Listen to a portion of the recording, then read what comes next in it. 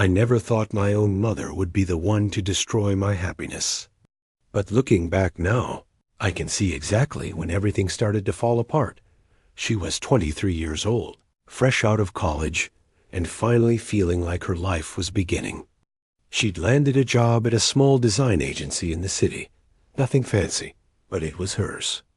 Every morning, she'd wake up excited to go to work, to create something new. Her tiny apartment might have been cramped, and her paycheck might have been modest, but she felt free.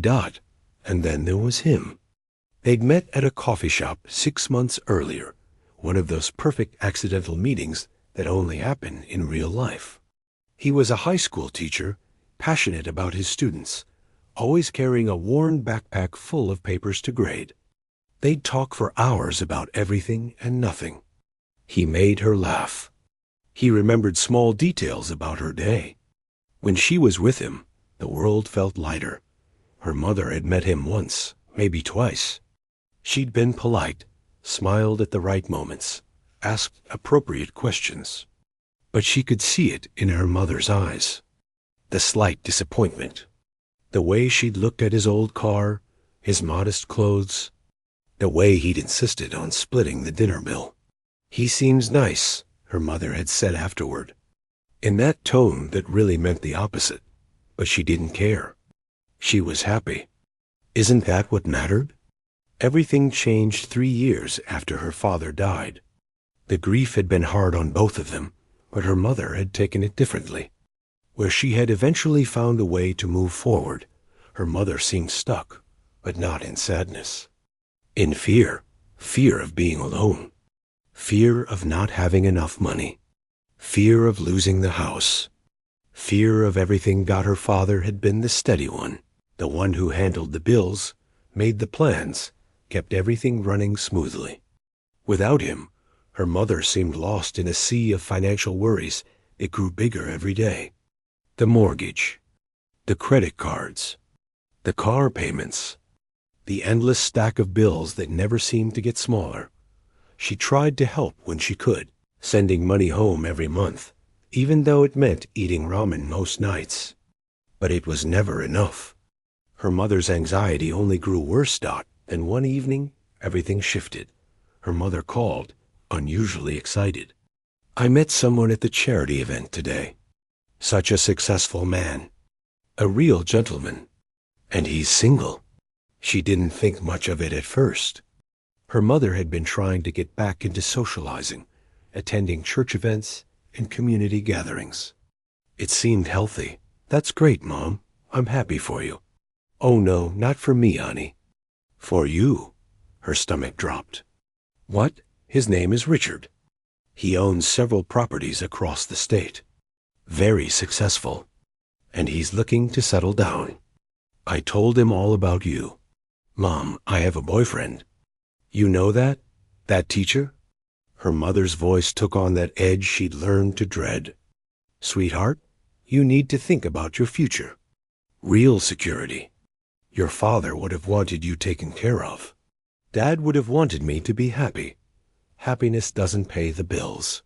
She should have seen it coming. But she wanted to believe her mother would let it go, that it was just one awkward conversation they could move past. Instead, the campaign began. Her mother started inviting Richard to family dinners. Somehow, he always showed up at the same restaurants where she and her mother had planned to meet. Her mother would develop sudden emergencies that required Richard's help. Conveniently, when she was visiting, Richard himself wasn't a bad person. He was older, about 35, recently divorced, polite, successful. He wore expensive watches and drove a car that cost more than she'd make in 5 years. He talked about his properties, his investments, his business deals. He was fine, just fine, but he wasn't the man she loved. "Just give him a chance," her mother pleaded over and over. "One real date. What could it hurt?" "It would hurt the person I'm already dating, Mom." "You're being selfish. Think about our family. Think about me." That word, selfish, it stung every time. The pressure mounted slowly, like water rising in a locked room. Her mother called daily. She cried about money troubles. She talked about losing the house, her father's house, the only connection she had left to him. She mentioned how Richard had offered to help, how generous he was, how rare it was to find a man like that. "He really likes you, honey, and he could solve so many of our problems." "I'm not a solution to your problems, Mom. I'm your daughter." But the guilt was building. Every night, she'd lie awake thinking about her mother alone in that big house, struggling with bills, crying over past due notices. Her father had always taken care of everything. Now that responsibility somehow felt like it had fallen to her. The breaking point came on a Tuesday evening. Her mother showed up at her apartment unannounced, mascara running down her face, hands shaking. She collapsed on the small couch and sobbed. The story came out in broken pieces. She'd taken out a loan, a bad one, from some company that charged terrible interest rates. She was 3 months behind on payments. They were threatening to take the house. How much? She asked quietly. The number made her dizzy. But Richard? Richard said he could help. He wants to help. He wants you to give him a real chance. That's all. Just consider a future with him. There it was. The transaction laid bare. Her life for her mother's debt. You're asking me to date someone for money. I'm asking you to be smart, to think practically. Love doesn't keep the lights on. Your father and I, we learned to love each other. Love can grow, but you need a foundation first. She looked at her mother, really looked at her, and saw a stranger. A desperate, frightened stranger who was willing to trade her daughter's happiness for financial security. That night, after her mother left, she sat in the dark for hours. She thought about her boyfriend, about the life they'd talked about building together. Small and simple and real. She thought about her father, what he would say if he could see this. She thought about the house she'd grown up in, her mother's tears, the mountain of debt. And she thought about how sometimes the people who love us can hurt us the most, not out of cruelty, but out of their own fear and pain. 2 weeks later, she broke up with the teacher. She told him she needed space, that she wasn't ready for a serious relationship. She couldn't tell him the truth. She couldn't say that her mother had put a price tag on her future, and she was too weak, too guilty, too crushed under the weight of obligation to fight back. He looked at her with such confusion, such hurt. "Did I do something wrong?" "No," she whispered. "You did everything right. That's the problem." He didn't understand what she meant. How could he? She barely understood it herself. The next day, she agreed to dinner with Richard. Her mother was so happy, she cried. But these were different tears. Tears of relief, of victory. She sat across from Richard at an expensive restaurant, smiled at the right times, laughed at his stories about real estate deals and investment properties. He was charming in his way. He asked about her work, seemed genuinely interested. "Your mother talks about you constantly," he said, reaching across the table to touch her hand. "I feel like I already know you." But he didn't know her. Nobody did anymore, because the girl she'd been, the one who believed in love and following her heart, had just been sold to the highest bidder by the one person who was supposed to protect her most. The first month of dating, Richard felt like living in someone else's life. She'd wake up and forget for a moment, and reality would crash back in. She wasn't with the person she loved anymore. She was playing a role in her mother's desperate plan for security. Richard took her to expensive restaurants where she couldn't pronounce half the items on the menu. He bought her gifts, jewelry that sat heavy around her neck, designer handbags she'd never asked for. He'd smile proudly whenever she wore them. Like she was a project he was perfecting. "You deserve nice things," he'd say, squeezing her hand across candlelit tables. But she didn't feel like she deserved anything. She felt like a fraud. Her mother called every other day, sometimes twice a day. How's it going? Is he treating you well? Did you see him this weekend? The questions came rapid fire, hungry for details, for confirmation that her plan was working. It's fine, Mom. Just fine. Honey, he's wonderful. And he's so generous. Did you know he paid off my credit cards? All of them. I didn't even ask. He just did it. Her stomach turned. Another chain linking her to this arrangement. Another debt she could never repay. She ran into her ex one afternoon at the grocery store. He was in the produce section, looking at tomatoes like they held the answers to life's big questions.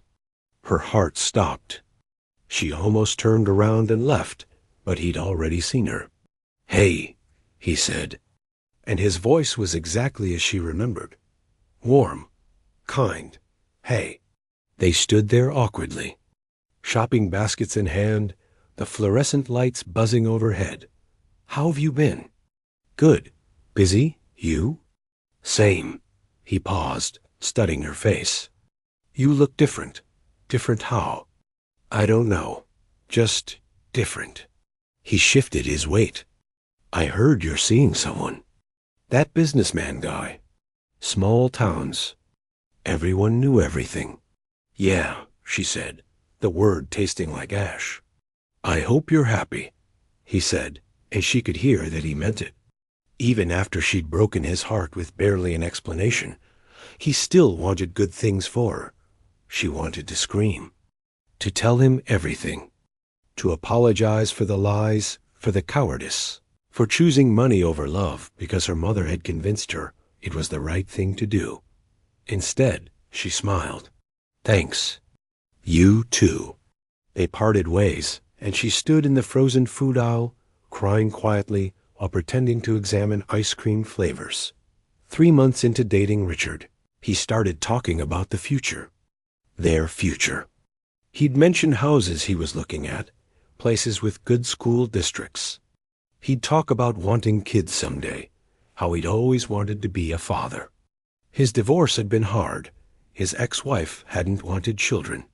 But now he had a second chance at building the family he'd dreamed of. She'd nod and smile and feel the walls closing in tighter. Her mother pushed harder. "He's going to propose soon. I can feel it. Isn't this exciting? Think about the wedding we could have." "Mom, I don't know if I'm ready for this." "Ready?" "Sweetheart, you're 23. You have your whole life ahead of you. And you'll be living it in comfort, in security. Do you know how many women would kill for this opportunity? Then maybe one of them should date him. Don't be difficult.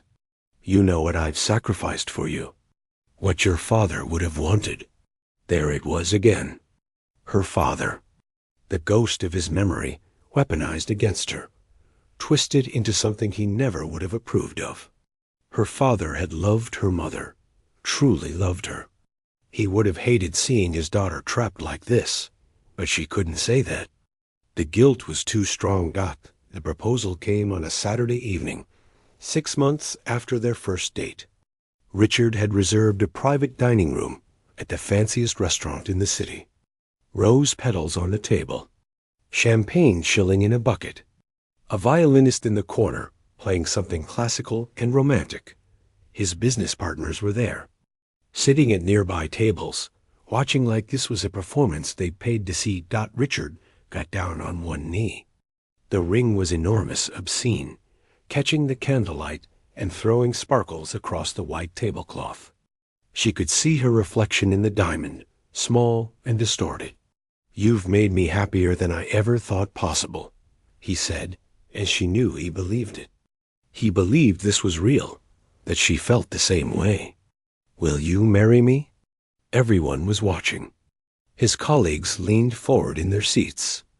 The violinist paused, bow hovering over strings. The whole room held its breath. She opened her mouth and heard herself say, "Yes." The room erupted in applause. Richard stood, slipped the ring on her finger, kissed her. His colleagues cheered and whistled.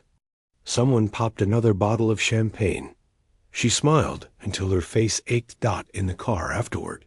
Richard couldn't stop talking about wedding plans, about calling her mother with the good news, about how perfect everything was going to be. She stared out the window at the city lights blurring past, that massive ring weighing down her hand like an anchor dot. Her mother screamed with joy when she called. Actually screamed. She could hear her crying, thanking God, thanking Richard, planning the wedding before they'd even hung up the phone. Your father would be so proud, her mother sobbed. So proud. That night, alone in her apartment for one of the last times, she took off the ring and set it on her nightstand. Without it, her finger looked pale, like there was already a ghost of where it belonged. She thought about calling her ex, about running to his apartment and telling him everything, begging him to take her back. But what would she say? That she'd sold herself for her mother's mortgage? That she was too weak to stand up for her own happiness? Besides, he'd probably moved on by now, found someone who actually deserved him. The wedding planning consumed the next 4 months. Her mother was in her element, choosing flowers and table settings, debating between ivory and cream-colored linens. Richard gave them an unlimited budget, and her mother wielded it like a weapon against every childhood dream she'd never gotten to fulfill. Herself. This is going to be the wedding of the year, her mother kept saying, flipping through binder after binder of options. She sat through dress fittings feeling like a mannequin, the seamstress pinned and tucked, while her mother and the bridal consultant debated veil lengths. In the three-way mirror, she saw herself reflected endlessly. The same trapped girl in white, repeated into infinity. You don't seem excited, the consultant said gently during one fitting. I'm just overwhelmed, she lied. Richard was kind through all of it, patient. He didn't pressure her, didn't make demands. He seemed genuinely happy just to be with her. Sometimes that made it worse. He was a good man who deserved someone who actually loved him, not someone going through the motions to save her mother from debt collectors. The night before the wedding, her mother came to her room. She was already crying, makeup running down her face. I'm so happy, she said, pulling her daughter into a hug. Everything's going to be perfect now. You'll see. You'll be taken care of. Safe, secure. That's all I ever wanted for you. She hugged her mother back and said nothing. What was there to say? That she felt like she was walking to her own execution? That every time she looked at Richard, she saw the ghost of the life she'd given up? The wedding day arrived wrapped in perfect weather. Sunny, warm, with a light breeze that made the flowers in the church sway gently. Everything was exactly as her mother had planned. The dress fit perfectly. Her makeup was flawless. The music swelled at all the right moments. She walked down the aisle on her uncle's arm, since her father wasn't there to do it. She saw Richard waiting at the altar, beaming, his eyes wet with happy tears. She saw her mother in the front row, radiant with pride and relief, finally watching her investment pay off. The officiant asked if she took this man to be her husband. I do, she said, but she didn't. Not really. She was taking on a life sentence, and the person who'd handed down the verdict was sitting in the front row, crying tears of joy at the reception. Everyone danced and laughed and celebrated. Richard twirled her around the dance floor for their first dance as husband and wife. He whispered in her ear, I'm the luckiest man alive. She smiled and rested her head on his shoulder so he wouldn't see her face. When she threw the bouquet, her mother caught it and laughed. Everyone cheered. It felt like the universe's cruelest joke. On their honeymoon in Hawaii, Richard was attentive and romantic. He'd planned everything perfectly. Beautiful hotels, amazing restaurants, sunset walks on the beach. He held her hand and talked about their future, about the kids they'd have, the life they'd build. She went through the motions, smiled for photos. pretended everything was wonderful, but every night she'd lie awake listening to him sleep beside her, this kind stranger she'd married, and feel the weight of what she'd done crushing down on her chest until she couldn't breathe. She traded her life for her mother's peace of mind, and the worst part was knowing she'd done it willingly. Nobody had forced her down that aisle. She'd walked it herself, one devastating step at a time. The first year of marriage passed in a blur of dinner parties and charity events.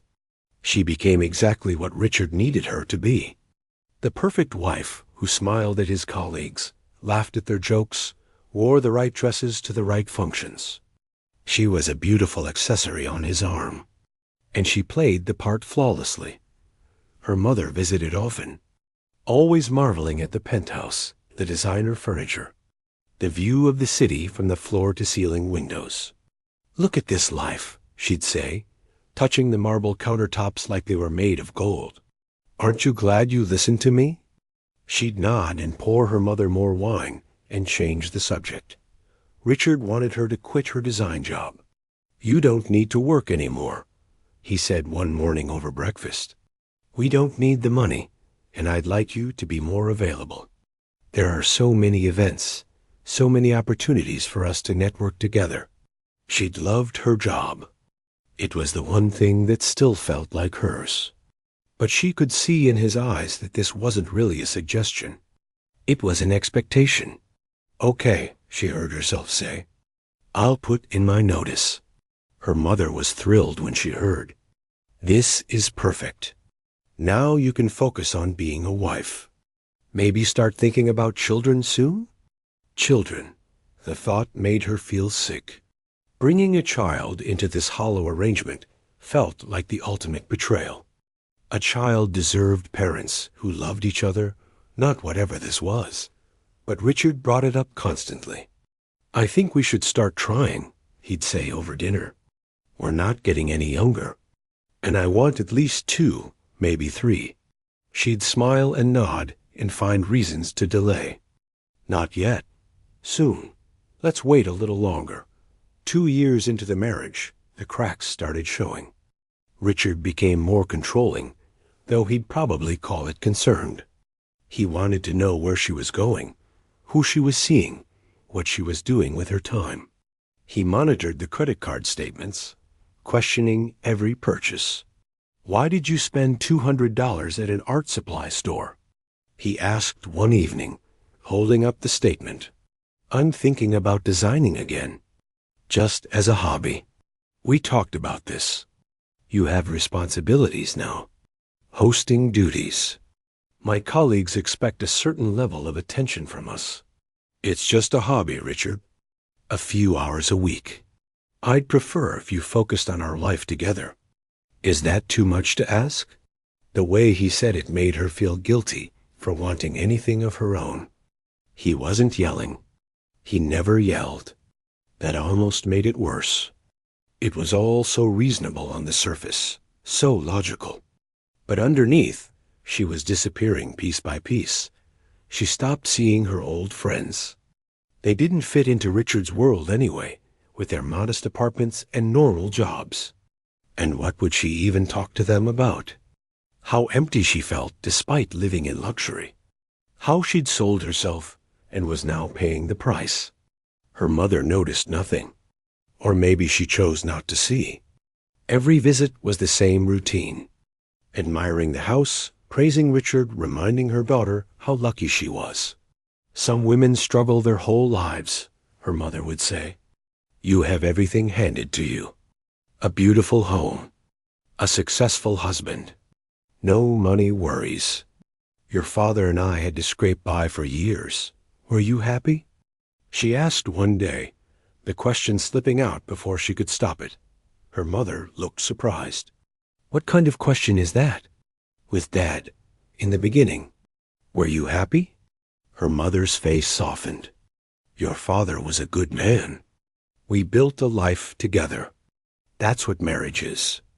Building something. But did you love him?" "Of course I loved him." "Love grows, sweetheart. It's not always fireworks and passion like in the movies. Sometimes it's choosing to build a life with someone, choosing stability, choosing to honor your commitments. She wanted to scream. Her parents had chosen each other. They'd built something real, even if it had been hard. But she hadn't chosen Richard. Her mother had chosen him for her. And she'd been too weak or too guilty or too buried under obligation to say no. The breaking point started with a box of her father's things. Her mother was downsizing, finally selling the house. Too many memories, too much space for one person. Richard had helped her find a nice condo, paid the down payment as a gift. Her mother had been so grateful, crying and hugging him, telling him he was the son she'd never had. "I found some of your father's things," her mother said, dropping off several boxes at the penthouse. "Thought you might want them." She waited until her mother left before opening them. Old books, photographs, his favorite coffee mug. And at the bottom of one box, a letter. Her name on the envelope, written in her father's handwriting. Her hands shook as she opened it. The letter was dated a week before he died. He must have known, somehow, that time was running out. He wrote about how proud he was of her. Her creativity, her kind heart, her independence. He wrote about hoping she'd find someone who loved her the way he'd loved her mother in the early days. Someone who saw her, really saw her, and cherished what they found. "Money comes and goes," he'd written. "I've learned that the hard way. But a life lived authentically, following your heart, being true to yourself, that's the only real wealth that matters. Don't let anyone convince you otherwise. Not even your mother. She means well, but she's afraid. Don't let her fear become yours." The words blurred as tears fell onto the page. He'd known. Somehow, even then, he'd known his wife's fear would try to control their daughter's future. She sat on the floor of the closet, clutching the letter, and cried harder than she had in years. All the grief and anger and regret she'd been holding back came pouring out. She cried for the life she'd given up, for the man she'd loved and lost, for the father who tried to warn her from beyond the grave. When she finally stopped crying, something had shifted inside her. The fog she'd been living in for the past 2 years thinned, and she could see clearly for the first time since this nightmare began. She'd been so angry at her mother. And yes, her mother had pushed and manipulated and used guilt like a weapon. But she'd also made a choice. Every step of the way, she could have said no, could have stood her ground, could have let her mother face the consequences of her own bad financial decisions. Instead, she'd chosen the easier path, the path of least resistance. And now she was trapped in a life that wasn't hers, with a man she didn't love, becoming someone she didn't recognize.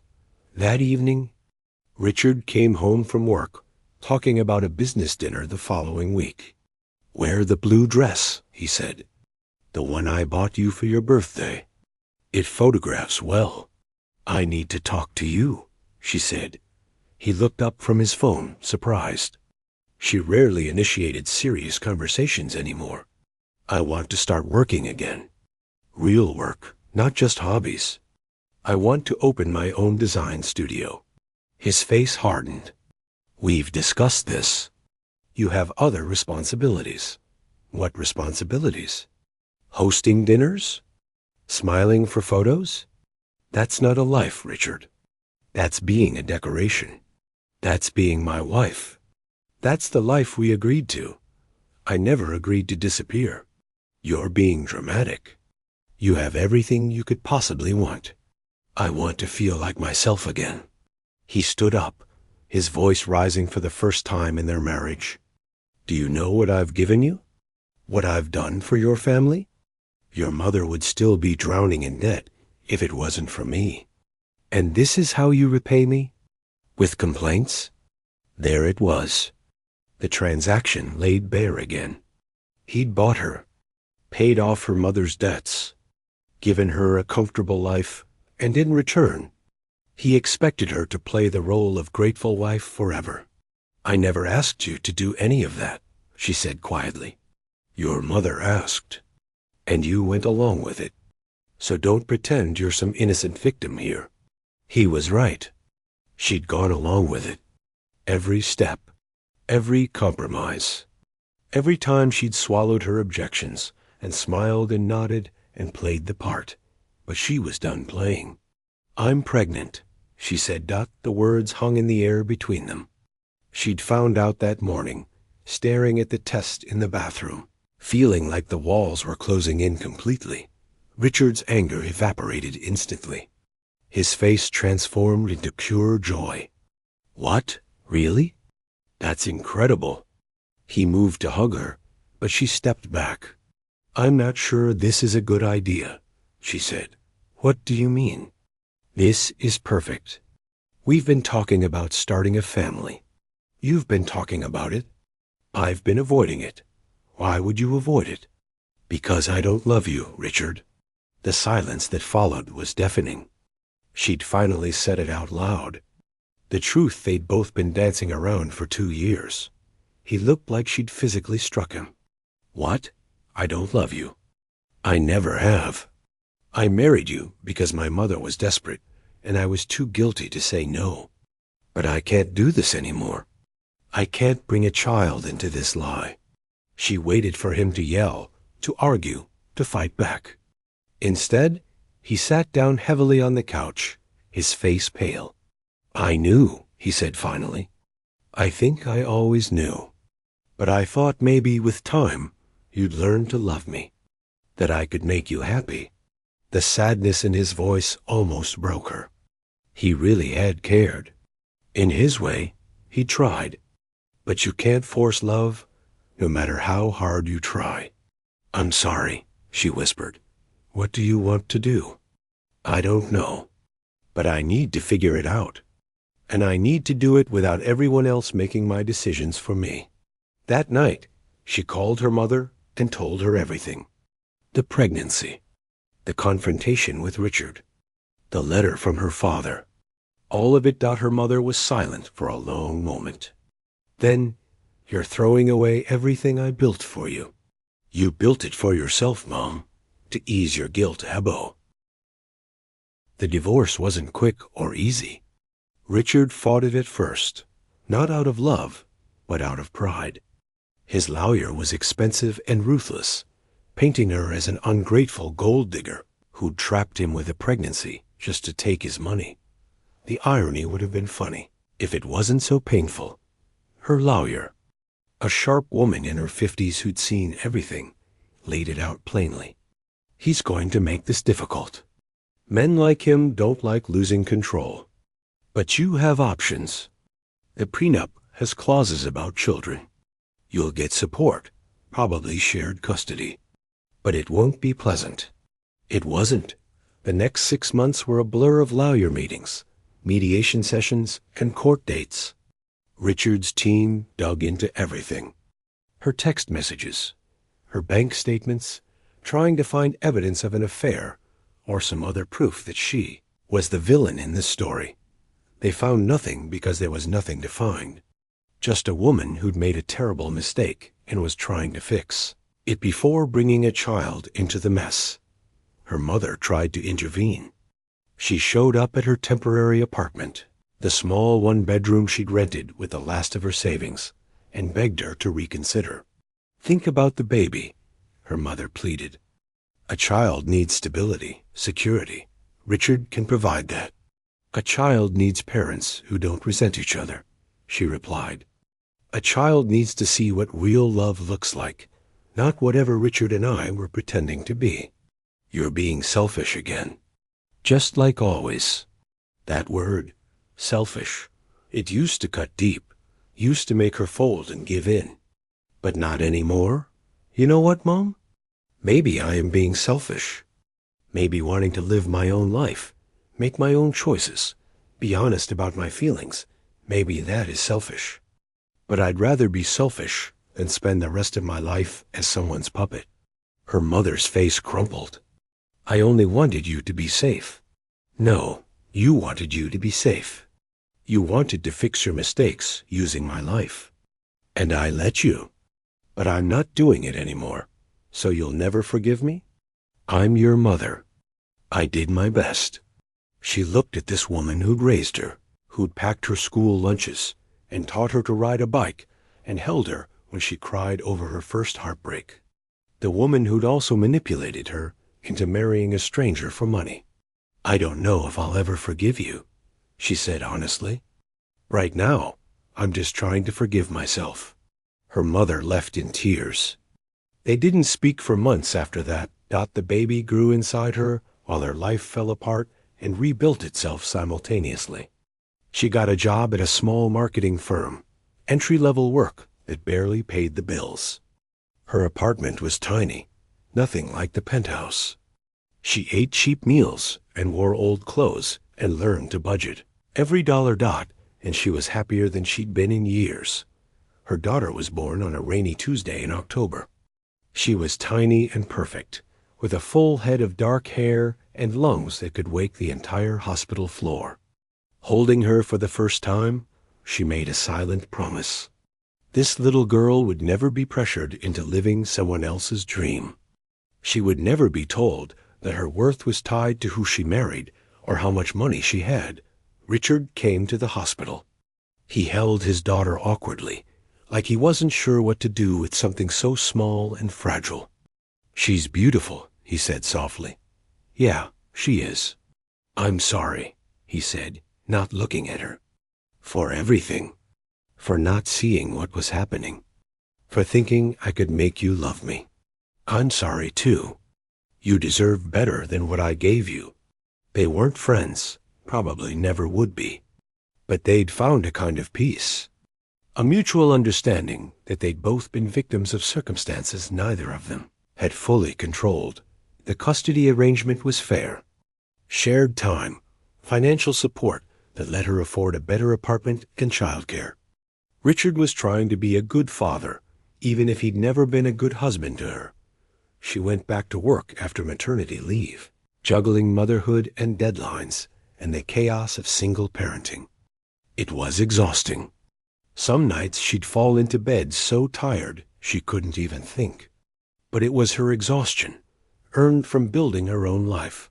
She started designing again, taking freelance work in the evenings after her daughter went to sleep. Small projects at first, then bigger ones.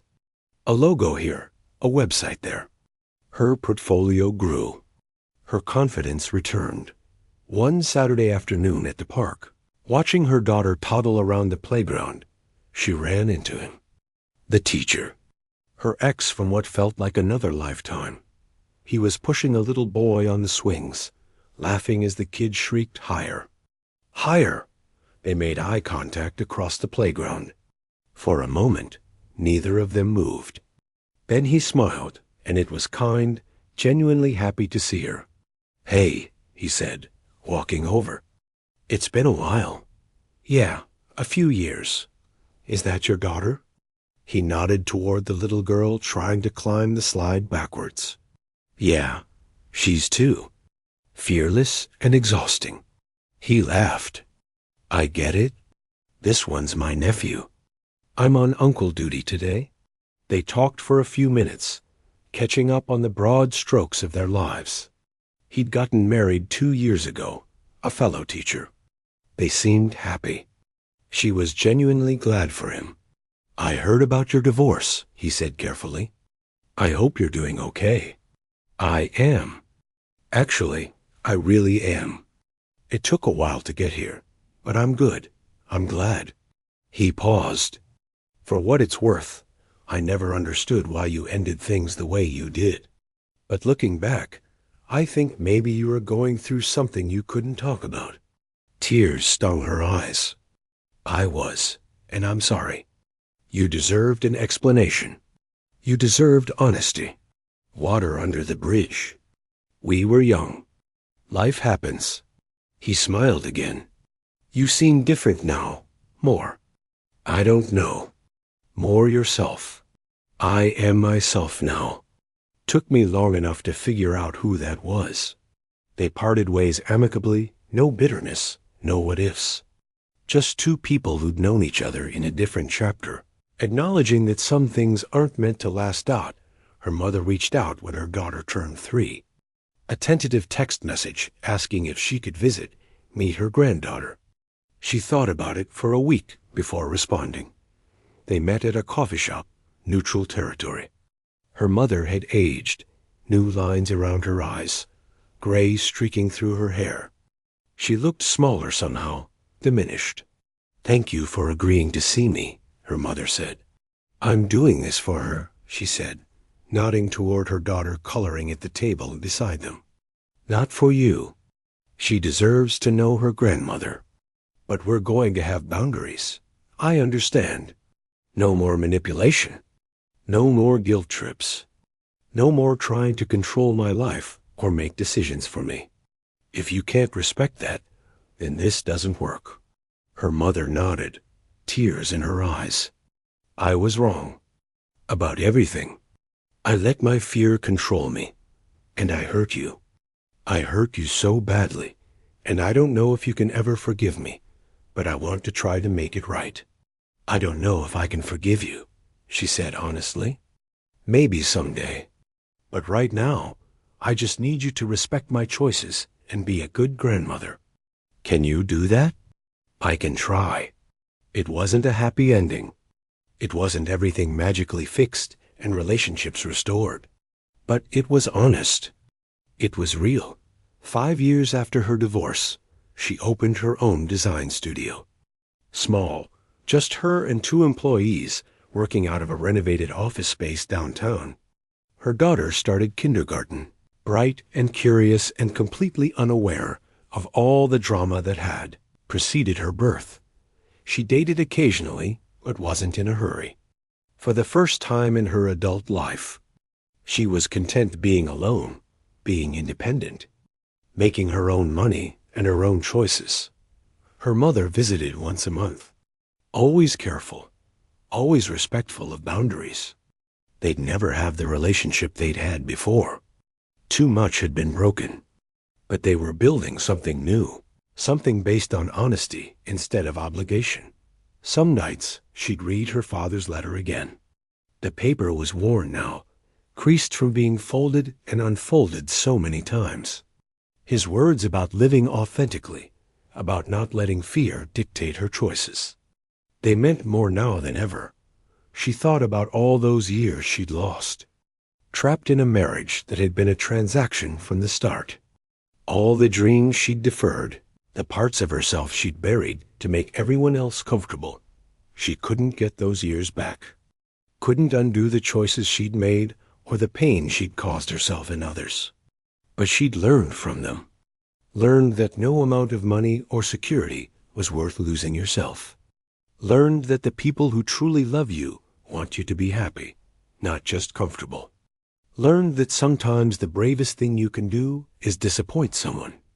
Her daughter ran up to her desk one evening while she was working, holding a drawing she'd made at school. "Look, Mommy, it's us." 2 stick figures, one big and one small, holding hands under a crooked sun. At the bottom, in a child's careful handwriting, "My family." Just the 2 of them. Simple, small, real. She hung the drawing on her office wall, right next to her business license and her father's framed letter. This was the life she'd built from the rubble of the one her mother had tried to force on her. It wasn't perfect. It wasn't wealthy. But it was hers. And that made it worth more than anything money could buy. She never fully forgave her mother. Some wounds cut too deep leave scars that never completely fade. But she'd found something better than forgiveness. She'd found freedom. She'd found herself. She'd found peace. And in the end, that was enough.